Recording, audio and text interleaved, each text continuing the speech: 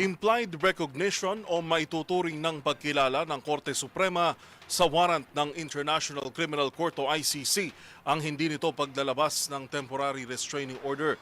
Sa panayam ng DZRH, sinabi ni dating Integrated Bar of the Philippines President Attorney Domingo Egon Cayosa na agad-agad maglalabas ng TRO ang SC kung sa tingin nito ay hindi balido ang warrant.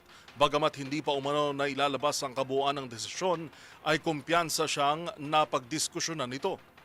Kaya nga hindi nag-issue ng TRO kasi that's the premise dun sa hindi pag-issue ng TRO. Kasi kung hindi kinikilala ng Supreme Court yung ICC jurisdiction o yung warrant of arrest, di nag-TRO na sana sila. Naglabas ka Mayroon agad. na ho kasi silang mga naunang desisyon na kinikilala naman yung ICC. continuing jurisdiction ng ICC at yung residual obligation ng gobyerno natin na makipag-cooperate sa ICC.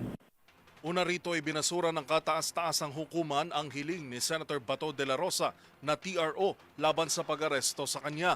Nakatakda namang maghain ng motion for reconsideration ang kampo ng senador.